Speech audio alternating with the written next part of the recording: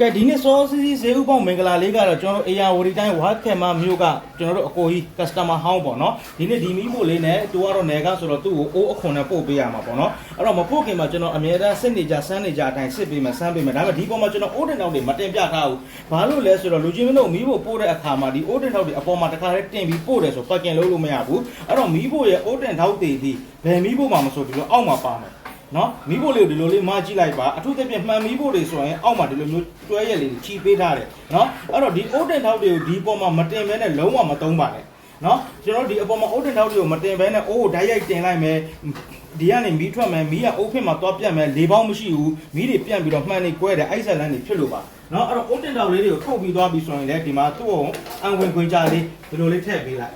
နော်ဒီမှာအံဝင်ခွင်ကြလေးဒီလိုလေးထည့်ပေးလိုက်ပြီးပြီဆိုမှဒီအိုးတင်ထောက်ပေါ်ကနေပြီးတော့မှအိုးတင်ပြီးသုံးပါလူချင်းမအသုံးပြုတ်ရင်းနဲ့ပူလောင်နေတဲ့အချိန်မှာချက်ပြုတ်နေတဲ့မှန်းပူနေတဲ့မီးဖို့ပူနေတဲ့အချိန်မှာလည်းသူ့ကိုတန်ရှင်းရေးသွားပြီးတော့မလုပ်ပါနဲ့အေးဝါပြီဆိုတဲ့အချိန်ကျမှလုပ်ပါအပူအေးမျှတဲ့အိုးတင်ထောက်တင်ပြီးသုံးတယ်ဆိုရင်အပူကမှန်တွေက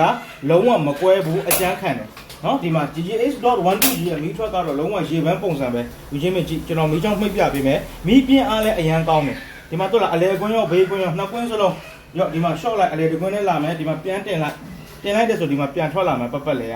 နော်ဟုတ်ကဲ့စောစီစီမှာယူအားပေးသွားတဲ့အကိုကြီးကိုလည်းအထူးပဲကျေးဇူးတင်ရှိပါတယ်